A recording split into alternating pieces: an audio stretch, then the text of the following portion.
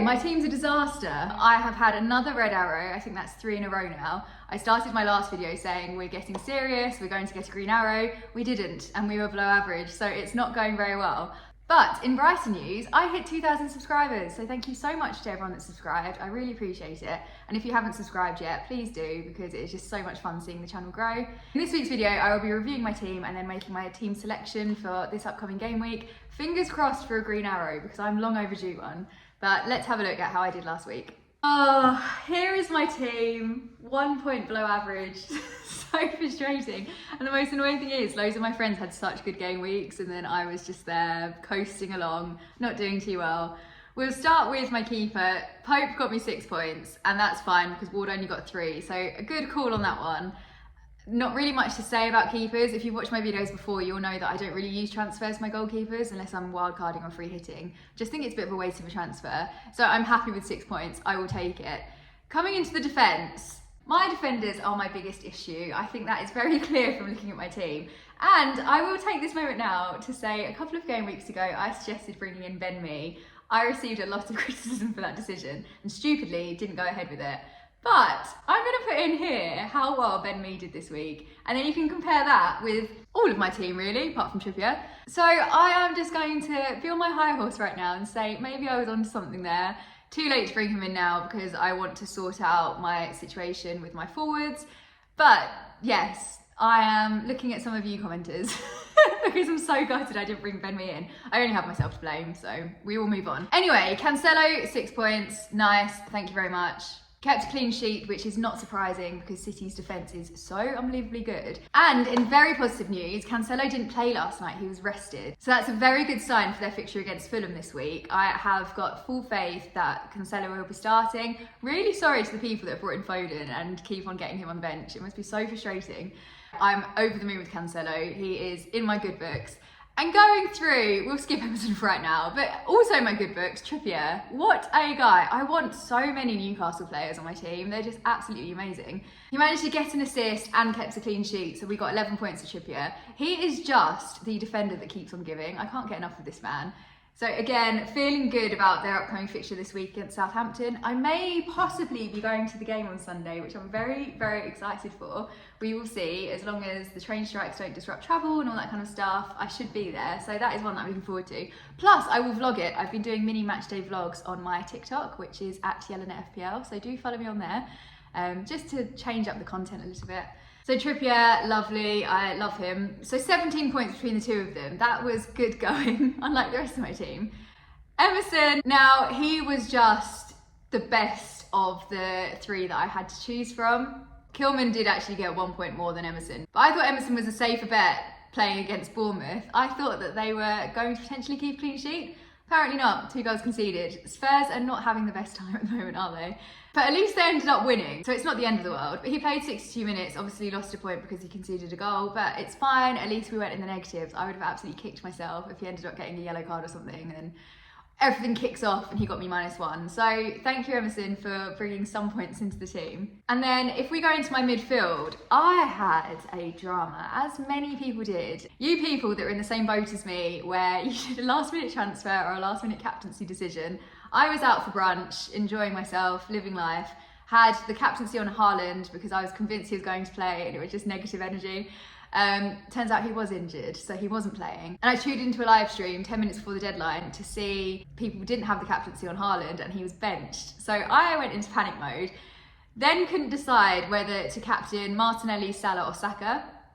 Initially put the captaincy on Salah, then changed it to Martinelli. And then I couldn't make my mind up. So I was with my friend who has no interest in football whatsoever, asked her whether I should captain Salah, Martinelli or Saka, and she told me to captain Sakanelli. So I thought that is not the way to go, she has no idea.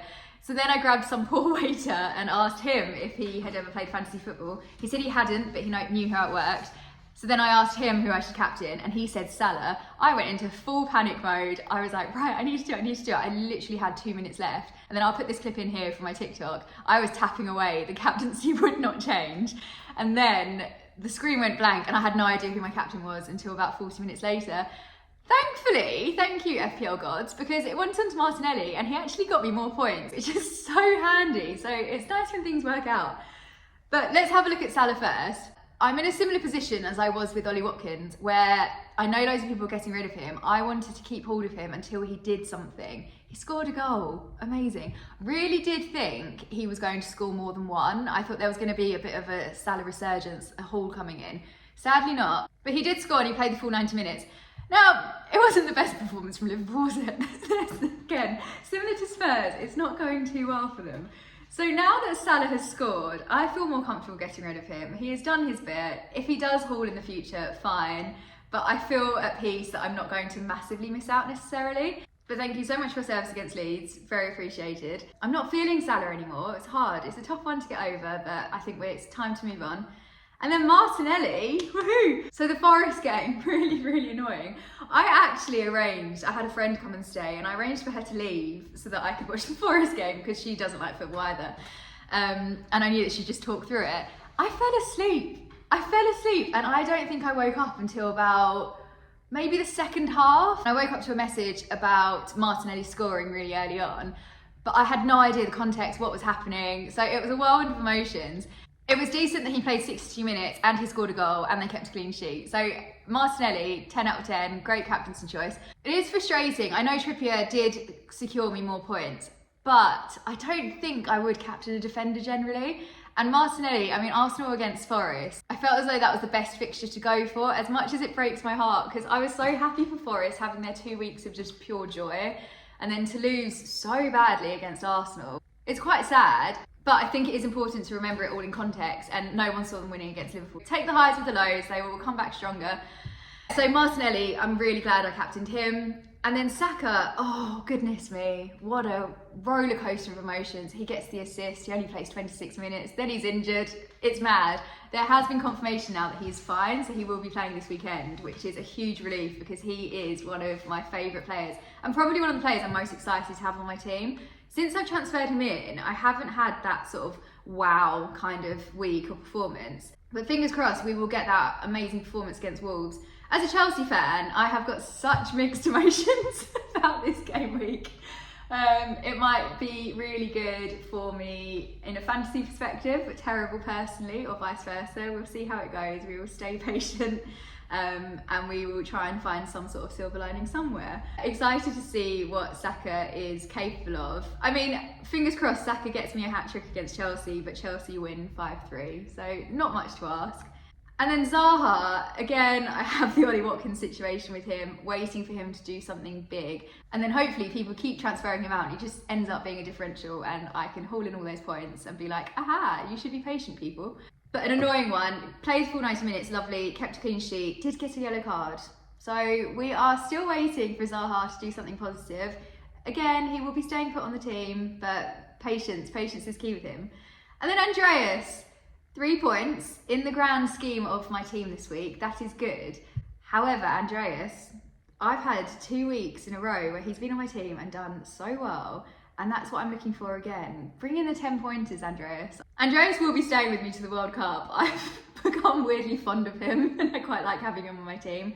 And he is always a good bench option as well. But he pulls out some surprises, so he keeps you on your toes. And then when we come to my forwards, oh, honestly, this is where you get all the points, 1 each. So Watkins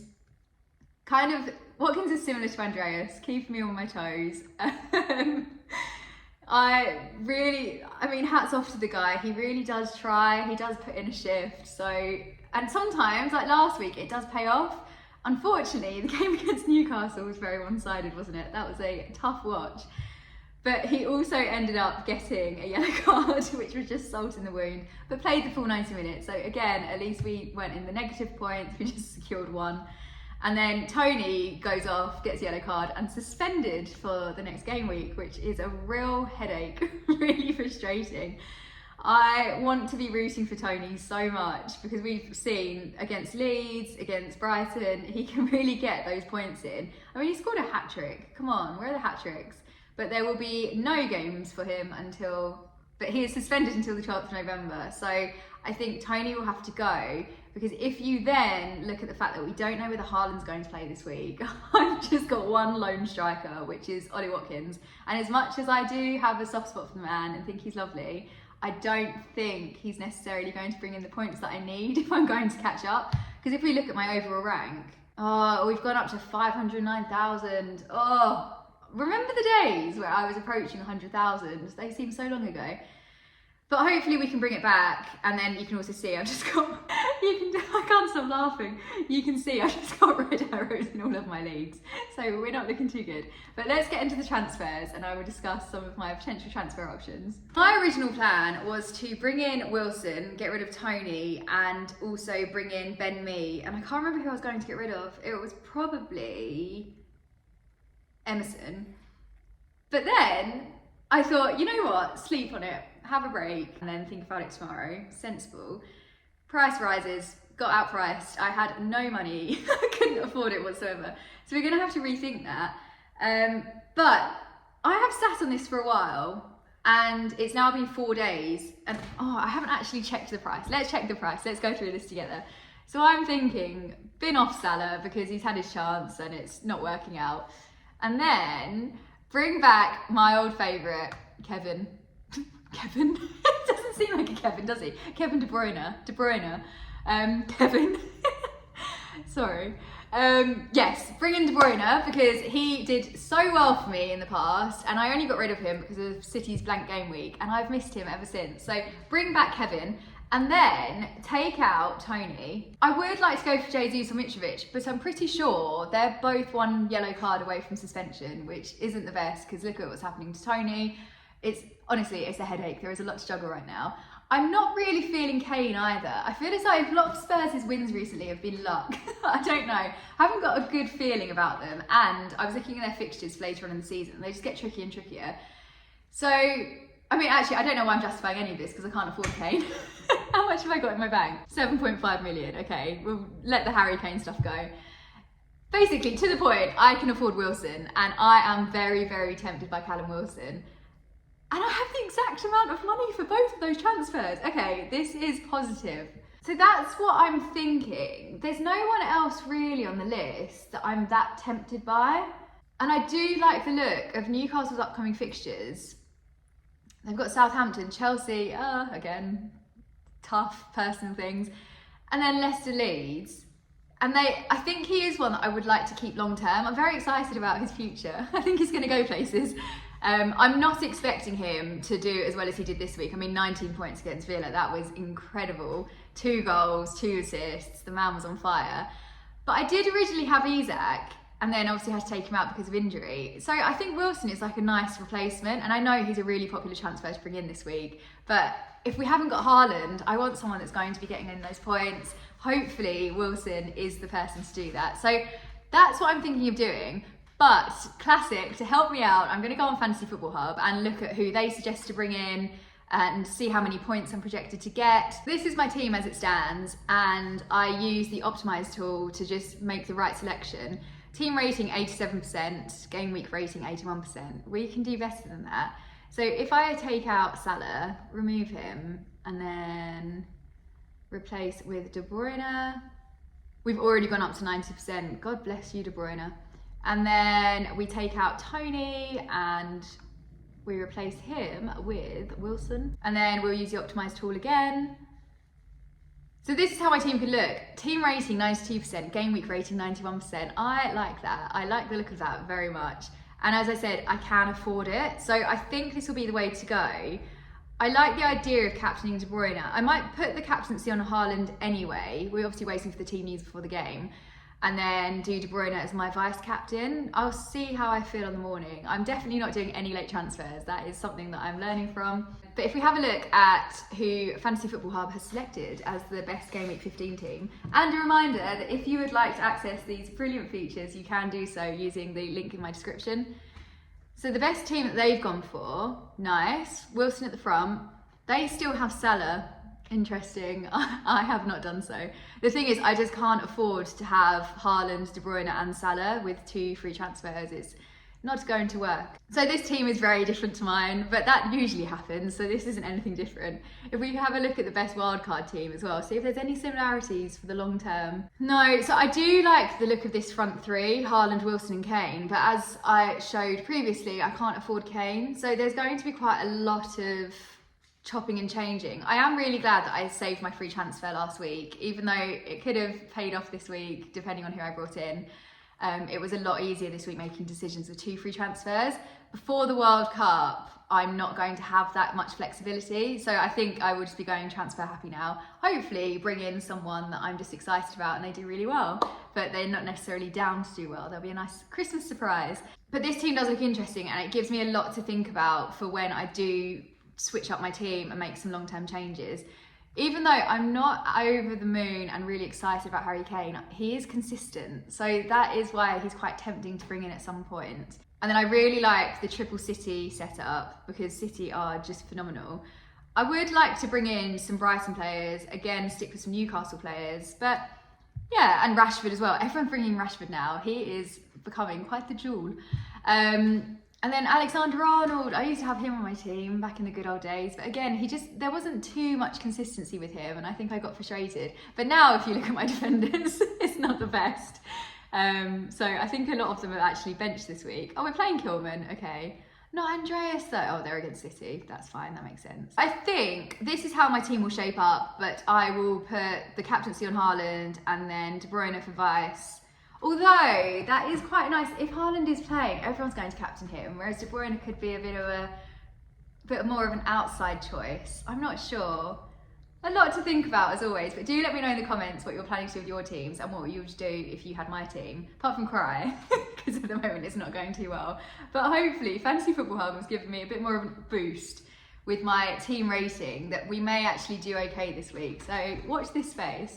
Ralph has just jumped ship. Ralph is like, I do not want any part of this. I'm getting off your lap. He actually predicted last week that Haaland was going to be unwell. He kept crying whenever I said about having positive thoughts. But anyway, I'm feeling positive about my team. So please everyone pray that this is the week that I do get a green arrow finally. That is my team, just trying to cover Ralph's modesty. That's my team for this week. I think, potentially, as long as there are no price rises, changes, injuries, all that kind of stuff, I'm pretty sure this is what I'll be going for. There are so many options and not long till the World Cup, and it makes me want to just make silly decisions, which I have fought against recently, and they would have actually paid off if I'd have gone ahead with them. So, but I am really, really hoping I get a green arrow at some point before the World Cup, either this game week or next game week. And then I can just go into the break feeling a bit more positive about my team and thinking that the only way is up.